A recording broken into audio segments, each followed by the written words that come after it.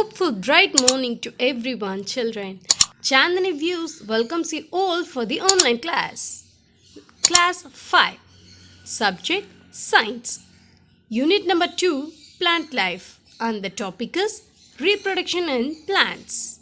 Hi, children. How are you all? Hope you are fine with your good health. Children, did you have seen me anywhere? Oh, great children.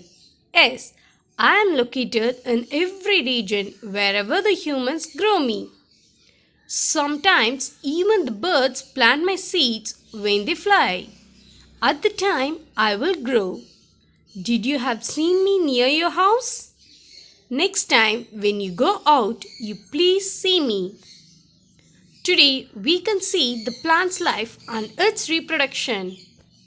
Now we can see the plants reproduce. We play an important role in your life. Do you know? I will tell you how important we are. Introduction.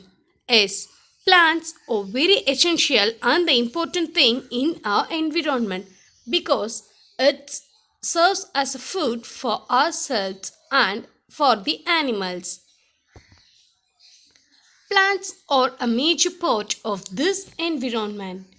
They provide food, shelter and clothing. So, plants that not only gives us food, some plants gives us shelter. For example, palm tree leaves are used to build a hut, and the bamboo sticks are also used to build a doors and walls for the hut.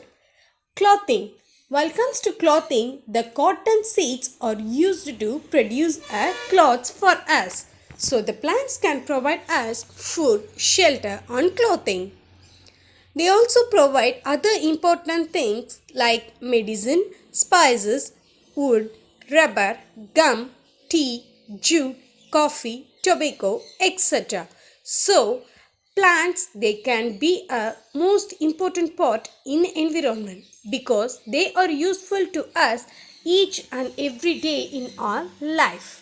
In our daily routine, we are using so many plants for our own health and many other things. Most of the plants increase the forest and prevent the soil erosion. So, it is mandatory that we should plant the trees more and more, how much it's possible. I hope you will protect the nature and nourishing the trees in the forest. Will everyone do it? Now we are going to know about the reproduction of plants like me. Reproduction helps to maintain the existence of plants on the earth. Most of the plants like me reproduce through seeds. But some of them reproduce with the help of the roots, the stems and the leaves. Have you understood, children?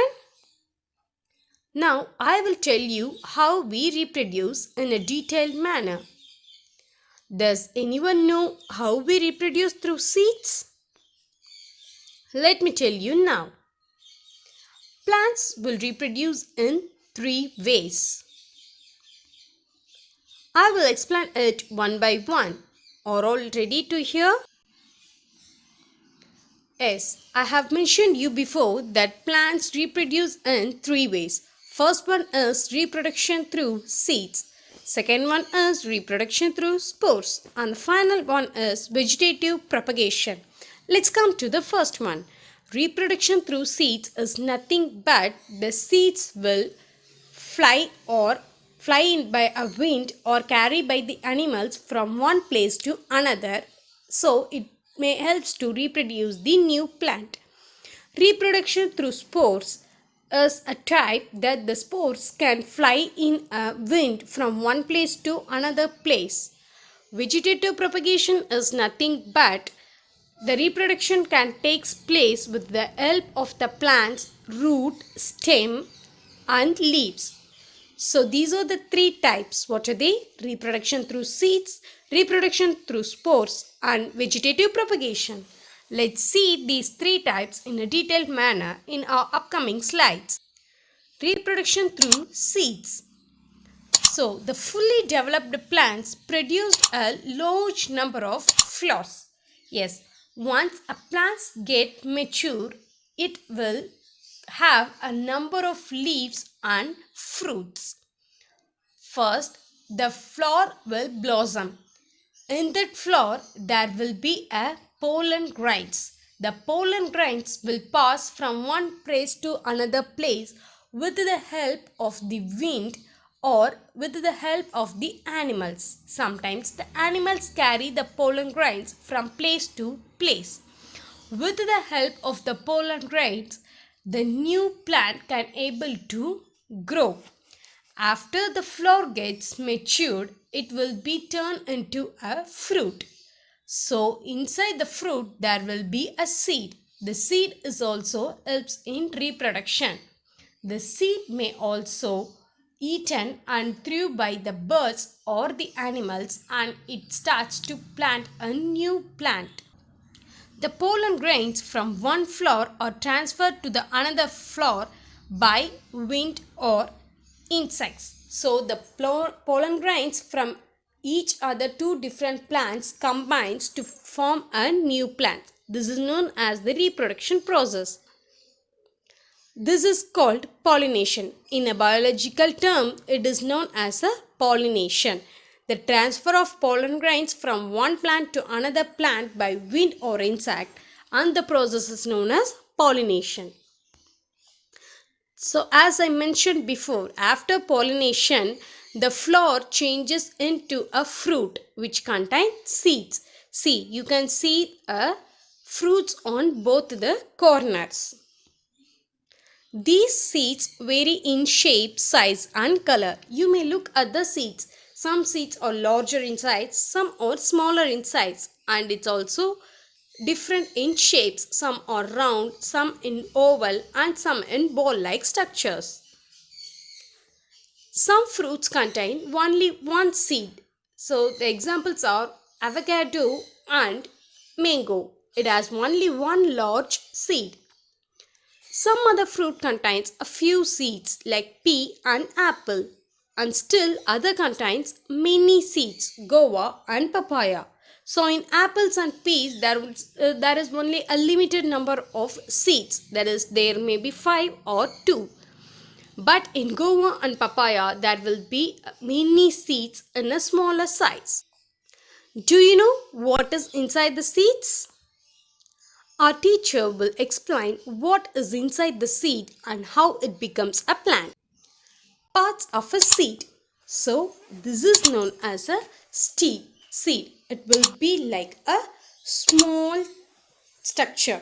So, there will be two major parts in a seed. One is seed coat. That is, it will be act as a protection layer for the seed. Seed coat is like skin in a human body. The skin is used to protect our body. Likewise, the seed coats protect the seed. And the next one is hole. There will be a small hole in every seed which allows the water to go in and grow as a plant. Yes, this is the part of a seed after it starts to grow.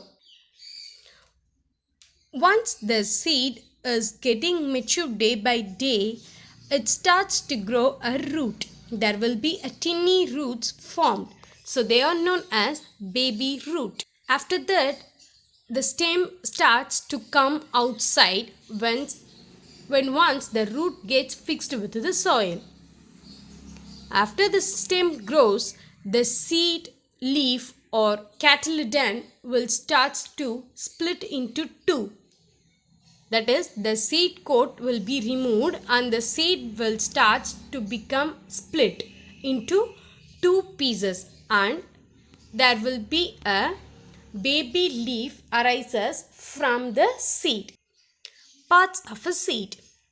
Soak some bean seeds for overnight in water. Take a soaked seed and remove its outer covering and observe it. The outer covering is called seed coat. It protects the baby plant called embryo. So this is the hole and this is the seed coat. So what you have to do is, this is like an activity. You have to take a handful of bean seeds, put it in a water, leave it for a night. Don't touch it. After you get up early in the morning, you go and see the soaked seed. So the seed will be soaked in a water for a full night. The seed coat will become soft and it's easy to remove. So once you remove the seed coat, you can see the baby plant. The baby plant in a biological term is referred as embryo.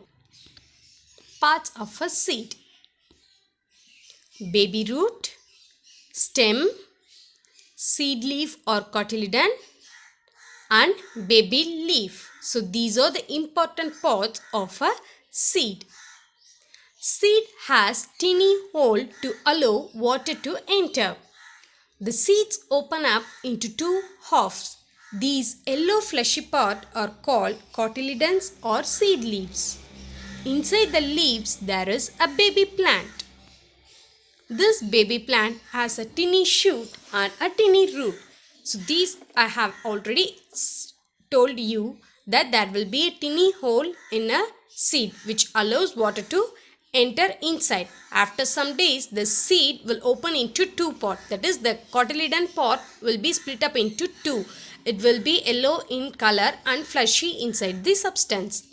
So after the cotyledon gets opened, the baby leaves will start to come outside from the seed.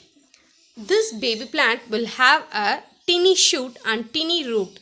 Tiny shoot is the part which contains stem, baby leaf and seed leaf. That is the part above the root, and the tiny root will be inside the soil. Germs, grams, peas and beans have two seed leaves, whereas maize, wheat and rice have only one seed leaf. See, this is the wheat and this is the gram. So wheat and rice, maize will have only one straight long leaf, but the gram, peas and beans have a 2 or 3 seed leaves. This process is called as germination. The development of seed into seedling is called as germination. So germination is nothing but we are putting a seed inside the soil. After some days, it comes out with a baby plant with 2 leaves. So the conversion of seed into a baby plant is known as germination. I will explain that with the activity. Germination of a seed. So here we are taking one glass and a cotton wool paper, then one seed. Now let's see how the seed is becoming a seedling with a process of germination. Now take some bean seeds. Place the seeds on a damp cotton wool in a glass. Make an observation daily. After 2 or 3 days, the seed coat becomes soft and splits open. The baby root starts growing from each seed. After few days, some leaves come and a new plant starts growing. The small new plant is called seedling. So what they are saying, first we have to take up bean seeds.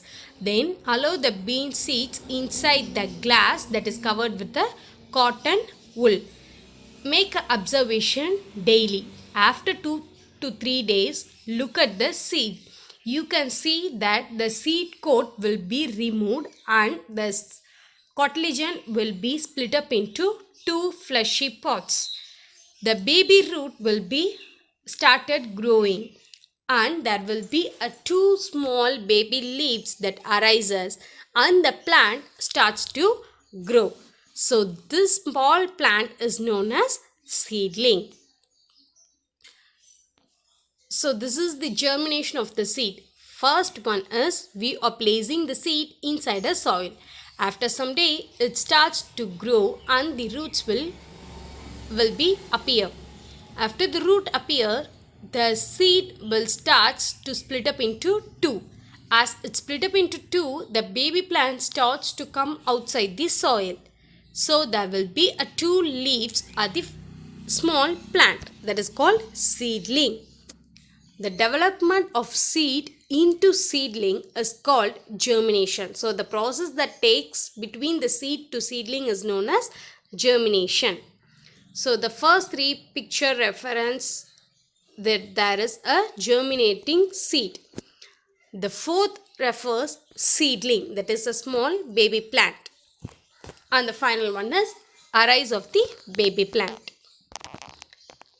Will any seeds germinate? No, there are some conditions necessary for germination. Let's see the condition for the germination process. So we are going to see the activity for the germination process. Condition necessary for germination. Air, water and warmth are three necessary things for the germination of a seed. So the seed can't germinate on its own. They need air, water and warmth. As for the humans, we need the air to breathe and food to eat and water to drink. Likewise, the seed also need air, water and warm climate to grow. With the help of one activity, we will see how important the conditions are. Experiment showing conditions necessary for germination. So, we are here to take a beaker and some water in a beaker. Then take a glass slide. Place 3 bean dried seeds inside the glass slide and keep it inside the beaker. Now see it in a step-by-step process. So 3 seeds we are taking: seed number 1, seed number 2 and seed number 3. Take 3 mature and dried bean seeds and tie them to a glass slide as shown in the picture. Keep the slide in a beaker having water in the way as shown in the picture. Keep the beaker at room temperature. So room temperature is enough to keep the beaker. Observe after few days. Add a little water to the beaker if it does not touch seed 2. Only the middle seed germinates as it gets air, water and warmth. Generating seeds need air because they require oxygen for breathing. Water is needed for germination because it helps to smoothen the seed coat. Warmth is needed for the shells of seed to become active. So we have placed the 3 seeds. What we have done is we had poured the water. So the first seed should be fully soaked in the water. So the second seed should remain that it should just touch the water, not should be soaked. So it can get a sunlight, water and warmth in an equal condition. So the third seed that is in the air and warm condition, but it does not get the water. So only the second seed gets all the 3 in a correct measurement. So it shows that for germinating the seeds, air, water and warmth are necessary. What for air is used? Air can get the oxygen for breathing. Then water is needed for germination to soften the seed coat. Once when the seed coat gets softened, it will be removed and is split up in the cartilages. For that process, water is necessary. Warm condition. Warmth is used to keep the cells active. Inside the cells will be present inside the seeds. If the seed is active only, it can able to grow as a plant. Have you understood now? Thanks for the explanation. Children, not only the plants will reproduce by seeds, they also reproduce by spore and vegetative propagation. Now we are going to know about reproduction by spores. Are you ready, children? Reproduction by spores. So this is the second method that we are going to see about reproduction that takes place by the spores. So spores or look like a small ball like structure. It will be very tiny in size. Ferns, mosses and fungi are non-flowering plants and do not have seeds. So we have seen before that flower will become a fruit by pollination. So after pollination, inside the fruit there will be a seed. That seed will come out and grow as a new plant. But in non-flowering plants, how it can reproduce? Yes, here comes the spore. They reproduce by spores. Spores are nothing but it is a tiny substance. The spores are small and packed in a small box-like structure called spore boxes. So the spores will be present inside a spore box. It will be tiny in size, so it is not clearly visible to our eyes. On underside of the leaves, spore boxes appear as brown spots. That is, the outer side will be look to us, but the underside will not look to us. So if you turn the leaf and see, there will be a small brown spots, that is a dot. There will be a brown dot that is known as a spore box. The spores will present inside it. So the spore boxes burst open and scattered the ripe spores. So once when the spores get mature, the spore box will burst out. When it bursts out, the spores will come out and fall in the soil. Then the spores grow into a new plant. See, this will happen. The brown like structure, no, that is known as spore.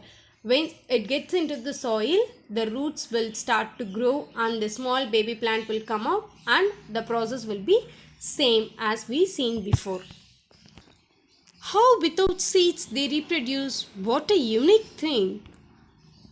Okay, let me tell you what way the ferns reproduce. Ferns reproduce by spores. Now we can move on to the next way of reproduction in plants. That is vegetative propagation. Are you ready, children? Reproduction by vegetative propagation. I have already told you, reproduction that takes place with the help of stem, leaf and roots is called as vegetative propagation. Vegetative propagation is much faster than reproduction through seeds. Because reproduction through seeds is a long-term process. It takes some time. But this vegetative propagation will happen faster. Let me see. The names of the plants that do not reproduce by seeds are rose plant, jasmine plant, carrot, onion, grass, etc. You may ask me how these plants grows.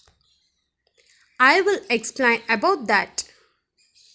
It will be the interesting methods. Listen to me carefully. New plants from stem cutting. We can grow the roses by cutting small pieces of stem with buds during rainy season and planting them in the soil. After a few days, it grows into a new plant. Sugarcane also reproduce by this method. So, see children, we can plant a rose tree. Okay, rose plant. Once it gets to grow well, you can cut its stem and you can place it in the other pot. But you have to cut with the bud during the rainy season. So if you kept it and you put a nutritious soil to it and fertilizes daily, it will start to grow as a new plant. So there is no need of seeds. After a few days, it will become a new plant. So sugarcane also will be grown in this method. You have to cut it off with the The lost pot with root should be remain in the soil so it can grow again into a new plant. New plants from stem cutting. When cutting or attached to the shoots of another plant, it is called grafting. By this method, two types of fruits or flowers can be produced on one plant. Grafting method, that is cutting and making the plant to grow with two or more flowers. So that is known as grafting, that is cutting the shoot and joining it with the another plant. What are nature children? Do you know any plant that grow like this? Okay, I will tell you. Bananas, grapes, cactus, mango, etc. are example for grafting method. Now we can move to the next topics. New plants by layering. So this is the parent plant and these two are known as the new plant. The side branches are bent towards the ground, covered with the moist soil, keeping the tip free. After a few days, new roots develop. The branches is cut off from the parent plant and the new plant is planted in another place. So see the picture clearly. There is one of the plant in the parent plant, one of the branch is bended down and again that goes into the soil. So while going like that inside the soil, a new roots behind to grow. As the new roots grow, the new plants also starts to grow. So when the new plants become a tall or grow high, then we can cut those branches that bend inside. So it can grow as a new separate plant. New plants from leaf. Some plants will grow with the help of the leaves. They are known as primethol plants is one of the example for this. In bryophyllum plants, there are buds on the edges of the leaves. See this picture children, there is a big leaf and there are teeny leaves at the edges. So see this side, there is a black mark that are known as buds. So these buds that will grow as a small plant and become a leaf. This is the example for that plants can grow with the help of a leaf alone. These buds grow into a new plant. New plants from roots. Sweet potato, carrot, radish and beetroot are the roots of plants that store food in them. So it can be grown in a underground. So the plant will be visible to our eyes, that will be above the soil level, but the potato will be inside the root. We have seen many plants only roots will be inside, fruits will be outside, it will be in the branches of the tree. But in these plants the part of the fruit will be inside the inside the roots. If we plant them in soil, roots and shoot grow from them. That is, if we are placing it, the roots will grow along with the fruit and the shoot part will grow from above the soil level. Plants grow from the bulbs of the mother plant. So the new plant can grow from the bulb of the mother plant. Some plants like gladioli, lilies and tuberose can be grown from bulbs. The bulbs are underground buds. So the bulbs are present inside the underground. So see, sweet potato. These are the example for the plants that from roots. New plants from underground stem. So plants like potatoes, ginger and onion are underground stems which have stored food in them. So, as I already told you, potatoes ginger will be grown inside the underground. Only stems will be seen outside. So, where it store its food? It store its food inside the underground. Potato and ginger have tiny buds called eyes. So, there are small buds. They are known as eyes. These buds grow into a new plant. You can see there while you are purchasing potatoes, you can see there will be a small teeny buds with a small leaf, green color. If you leave it, it will grow into another plant. Onion is called as a bulb as it is shaped like a bulb. So onion will be bulged. So it is known as a bulb plant. If we plant the bulb in the soil, it gives out a new plant. For example, you can take one onion and you soak it in the mud. Okay, after some daily you place a water. After some days, you can see that onion will grow into a new plant. See this picture, how it looks like. It looks like a bulb in structure. So this is ginger. You can see a mini small gingers that have present in a large piece. Next, potato. All these are known as a new plants from underground stem. New plants from runners. Runners means that is like a creepers. You can see you can able to see the fruits, some fruits that may be in a creeper like watermelon, bottle gourd. They are known as a creepers. We know that grass plants creep along the ground like green carpet. So it used to creep in a underground. Roots grow from each node of the stem. So there will be a one long creeper and there will be a branches of many creepers from one stem. So it starts to grow as a new plant. They separate and grow into a new plant. They look as they are running on the ground. So how it looks like? So it creeps everywhere. So how it looks like? It will be looks like it is running on a ground. So they are called runners. As it looks like a running, as the stems or looks like running, it's known as runners. See, these are the example of runners. I hope you have understood, children.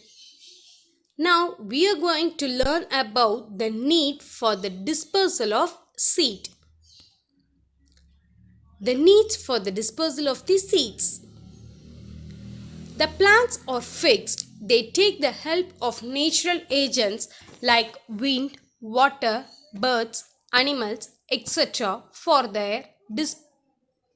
dispersing their seeds. Yes, they can't send the seeds, so they need the help of the nature agents like wind, water. For example, if the bird is eating the seed, eating the fruit, where it will throw off its seeds, it will throw it off somewhere. So this is known as dispersal.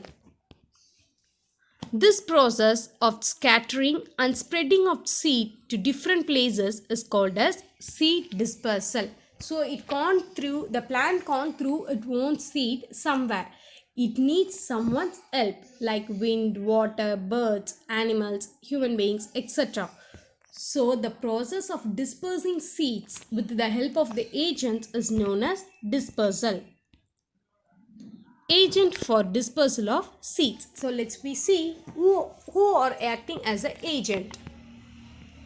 Many plants have special devices or organs for stretching the seeds.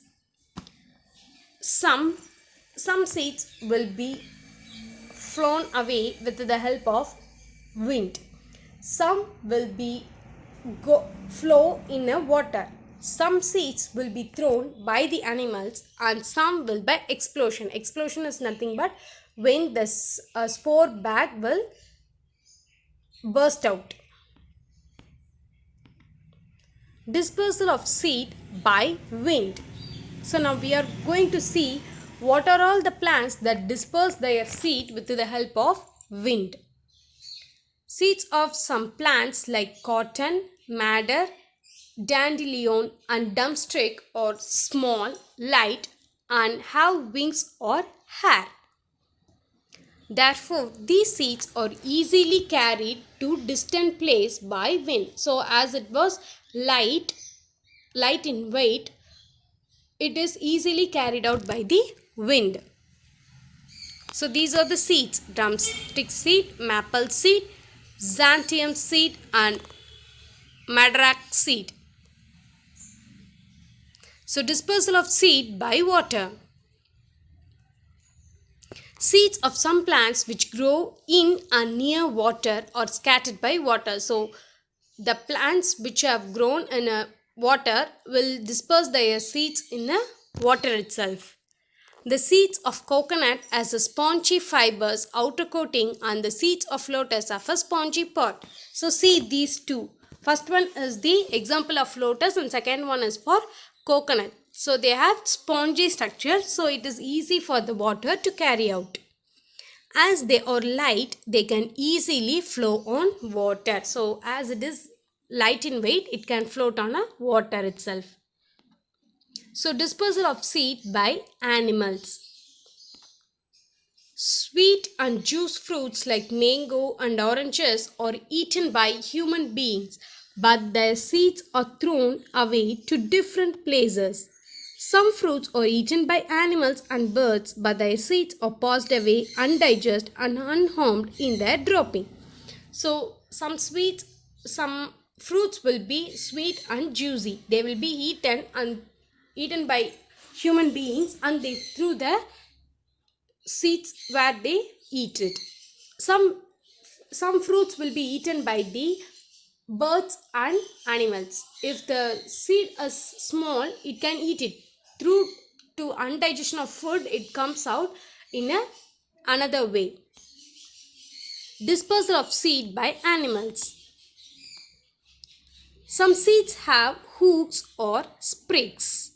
They are attached to the fur or hair of the animal or clothing of human beings and carried away to distant places.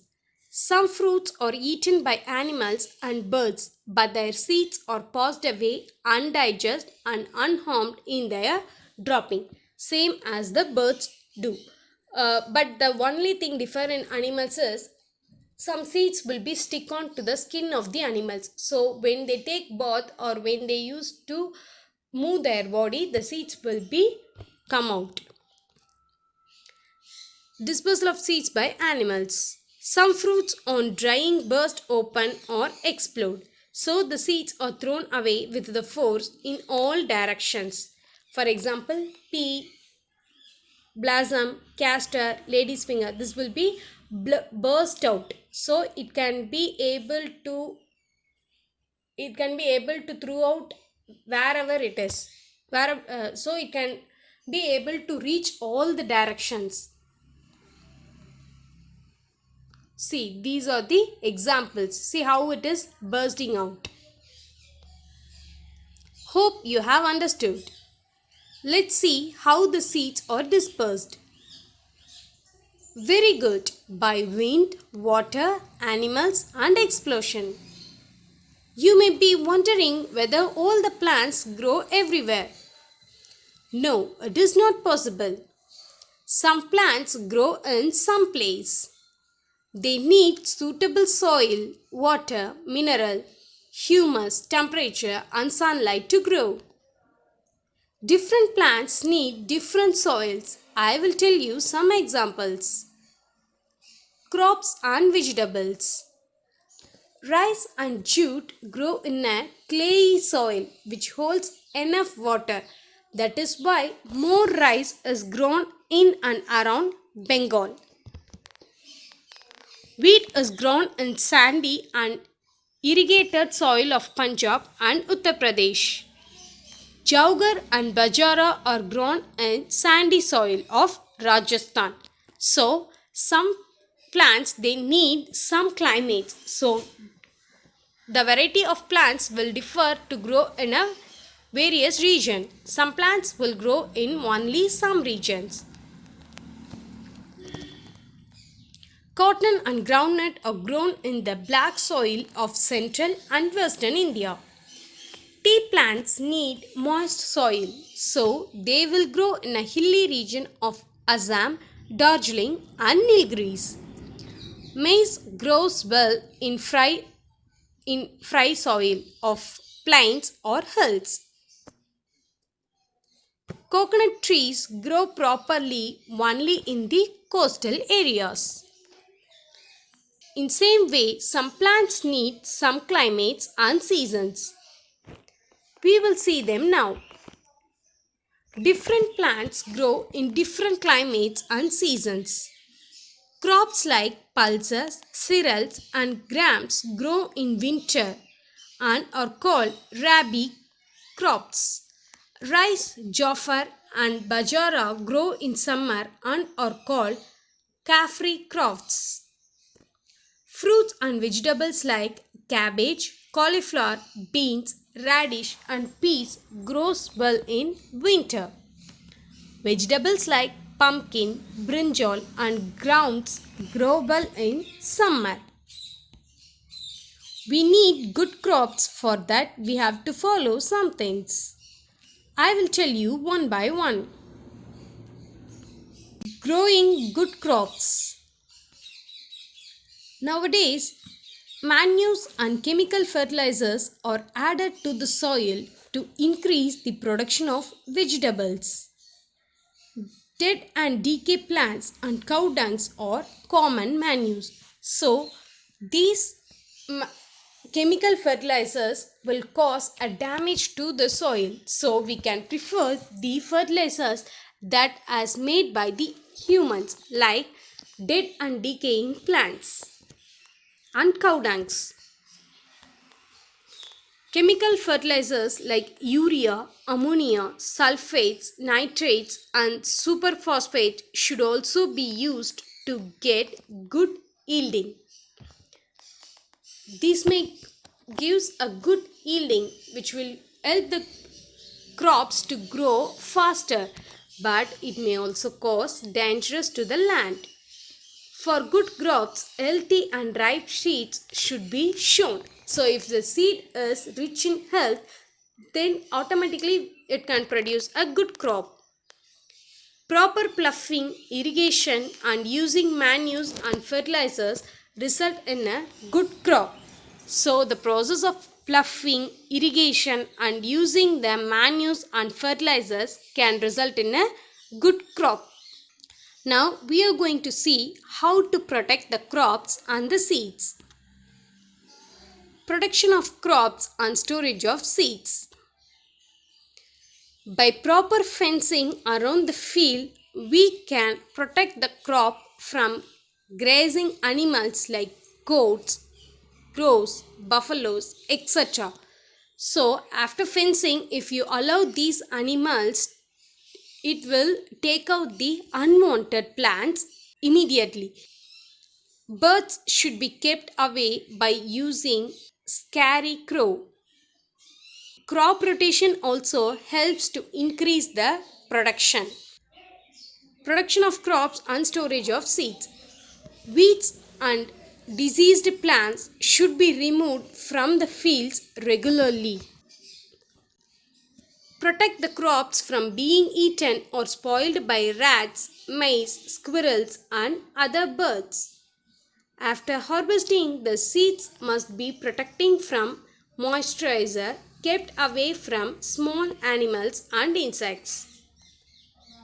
Have you understood?